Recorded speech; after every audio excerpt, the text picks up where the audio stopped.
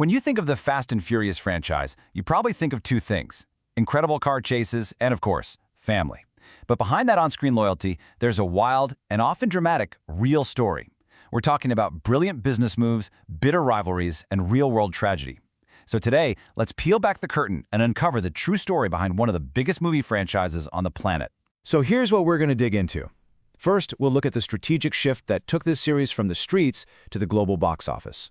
Then, we'll get into the truth behind that famous family theme. After that, we'll uncover the real price of all that insane action. And finally, we'll wrap up with the legacy of the cars and actors that made it all iconic. All right, let's get right into it.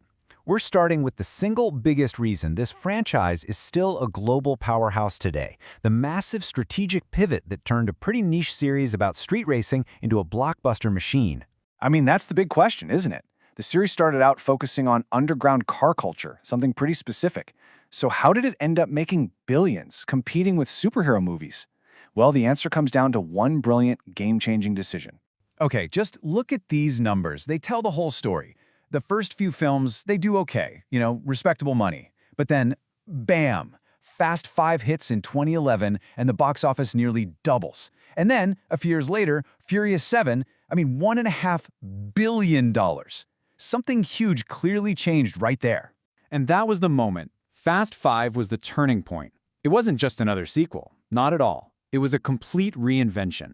They took these characters we already knew and loved and dropped them right into the middle of a high-stakes heist movie, and that changed everything.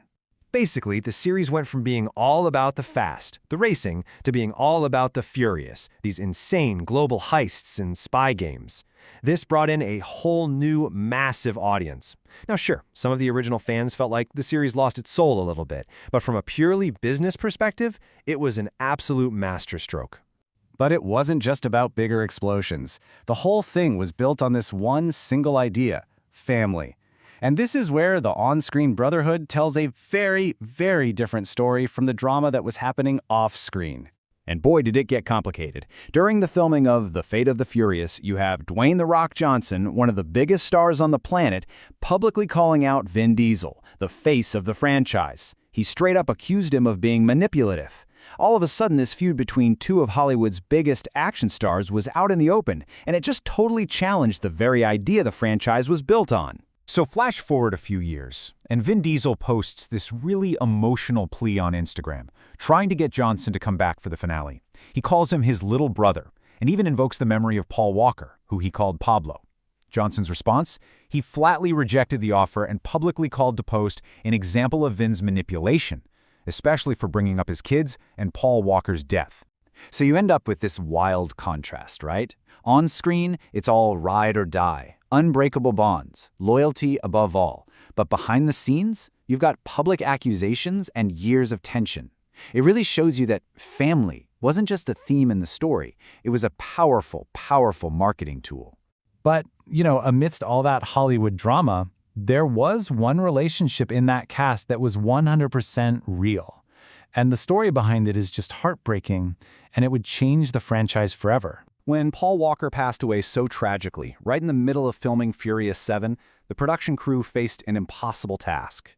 To give his character a proper send-off, they used this incredible combination of techniques. They recycled unused footage from other films, they had his own brothers, Caleb and Cody, stand in for him, and then they used groundbreaking CGI to complete his final unforgettable scenes. And that real-world loss, that authentic grief, it cemented the theme of family in a way no script ever could have. It stopped being a marketing slogan and became this genuine, emotional tribute. And audiences connected with that raw emotion, big time. Furious 7 became the highest-grossing film in the entire series. That tragedy completely transformed the franchise's identity. Okay, so with that kind of massive scale and emotion, you need action sequences to match. So now, let's get into the real price and some of the coolest secrets behind creating those unbelievable moments on screen. Now, you might be surprised to learn what's real and what's fake. That famous skyscraper jump in Furious 7, where they fly the car between buildings, almost entirely CGI.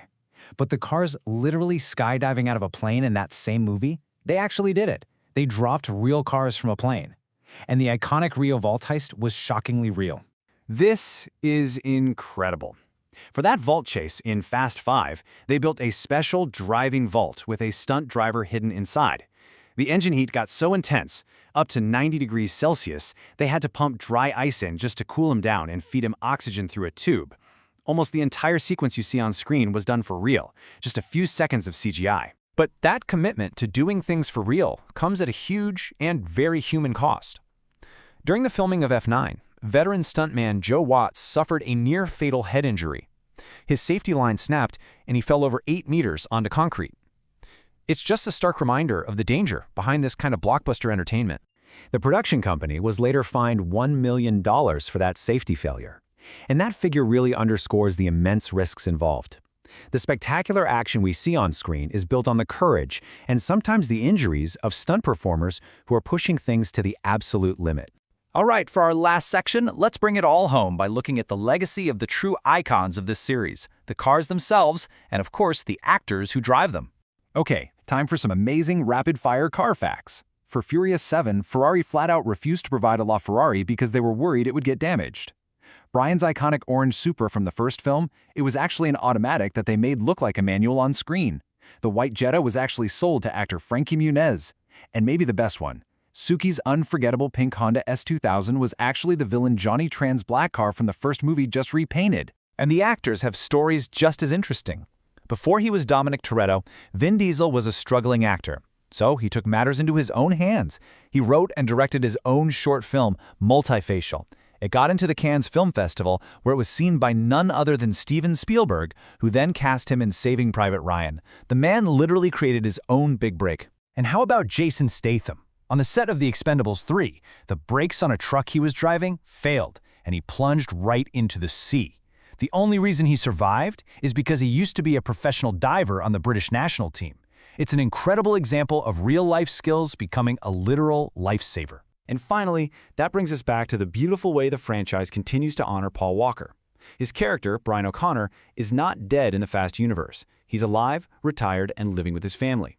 It's this touching tribute, a way of keeping his memory as a permanent part of that on-screen family even after he's gone. So when you put it all together, the franchise is this complex mix of brilliant marketing, bitter rivalry, genuine tragedy, and incredible risk.